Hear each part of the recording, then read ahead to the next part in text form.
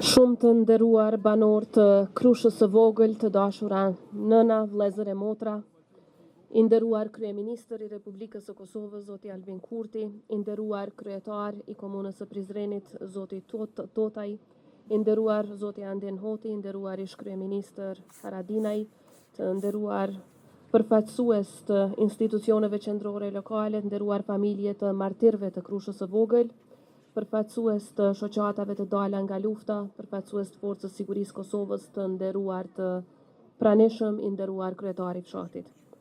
Ka krime të cilat e trondisin të gjithë botën. Ka plagë të cilat koha asnjëherë nuk i shëron. Por ka edhe qëndresë. Qëndresë dhe kujtesë që nuk mund të shuhet kurrë.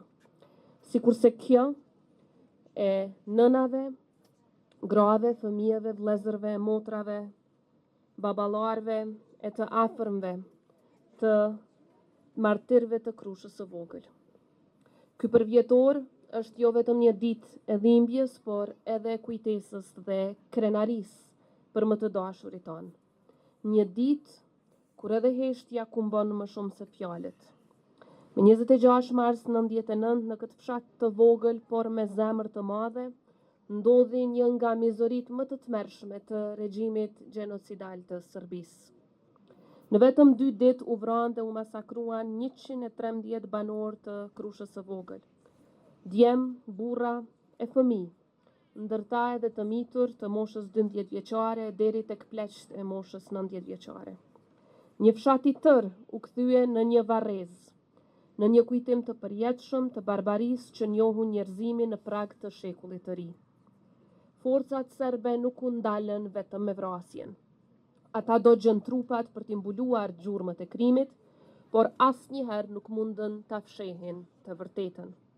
E pikrisht kjo sjellje e tyre e dëshmoi njëherë e përgjithmonë qëllimin e tyre për ta fshirë popullin shqiptar nga faqja e dheut. Mirëpo, siç qëndroi historikisht, qëndroi edhe në ato vite, i palëkundur, kombi ynë, në Krushë të Vogël, në Krushë të Madhe dhe çdo kund anë kënd Kosovës. Krusha e Vogël nuk është vetëm dhimbje, por është edhe simbol i ringjalljes, siç e shohim nga këta fëmijë që janë sot me ne. Por mos të harrojmë se shumica dërmuese prej tyre janë rritur pa prind. Nga rrënojat e Krushës së Vogël, nga plagët e saj, nga toka e djegur, kanë dalur njerëzit më të fortë, më qëndrestar që mund t'i njeh njerëzimi. Gra të pathyeshme, simbol të qëndresës. Fëmijë që sot janë burra e gra, të cilët ndërtojnë Kosovën e lirë, sovrane, të pavarur. Krusha e Vogël nuk është vend i kujtesës, por edhe vend ku ne shohim të ardhmën tonë. Ajo që ndodhi këtu nuk do të harrohet kurrë, jo për hakmarrje, por për t'u mos përsëritur asnjëherë. Jo për të mbetur të lidhur vetëm me dhembjen, por edhe për të siguruar që të fortë ecin përpara me dinjitet, kur duke mos harruar ata që sakrifikuan edhe jetën për lirinë që e gëzojmë sot. E më e madhe se dhimbja është krenaria për të gjithë ata që ranë për lirinë tonë, duke u shndruar në shtyllat më të forta të shtetit të cilin e gëzojmë sot.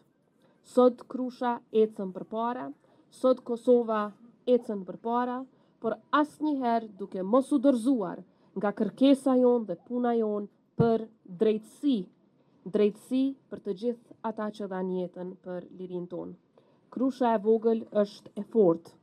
Krusha e Vogël është dëshmi e përjetshme e qëndresës sonë. Dhe drejtësia sado që të vonohet, ajo do të vi. E ne nuk do të ndalemi kurrë së punuari për atë ditë.